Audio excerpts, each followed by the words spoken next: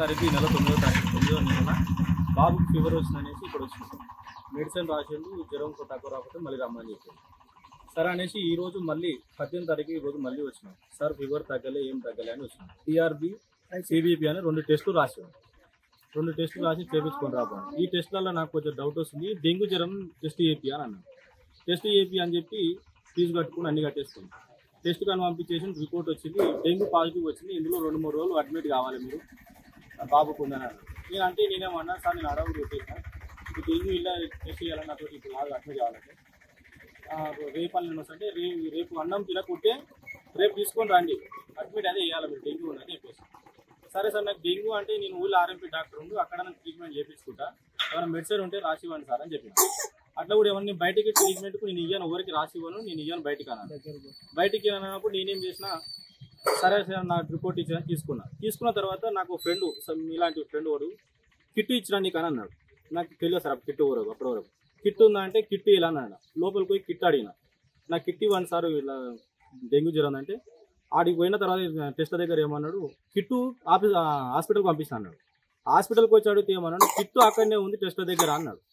ఆ టెస్ట్ దగ్గర పోయి అబ్బాయి నేను ఆయన ఎమ్మటి ఫాలో అయ్యేసరికి లోపలికి పోయేసరికి కిట్టు వేరే కిట్టు రాసిచ్చాను సార్, నాకు ప్రెగ్నెంట్ కిట్ అనేది రాసిచ్చాను, ఇది మీ అబ్బాయి దాన్ని.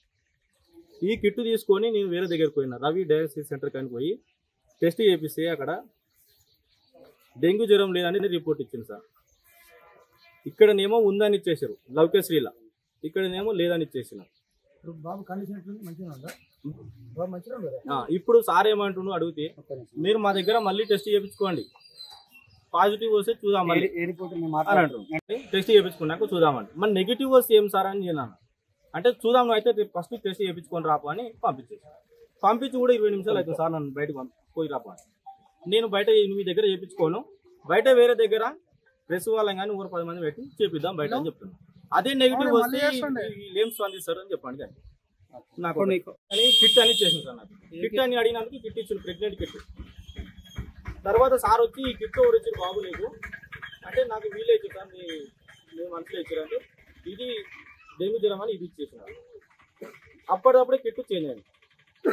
2 కిట్లు లౌకేశ్రీకి వెళ్ళి స్పందించారు. ఇలాంటి ఎన్ని మోసాలు జరుగుతున్నాయి ఏంది సార్? టెస్ట్ వాళ్ళ దగ్గర ఉన్నది లేనట్టు లేని ఉన్నట్టు ఎక్కువ ఇవ్వడం.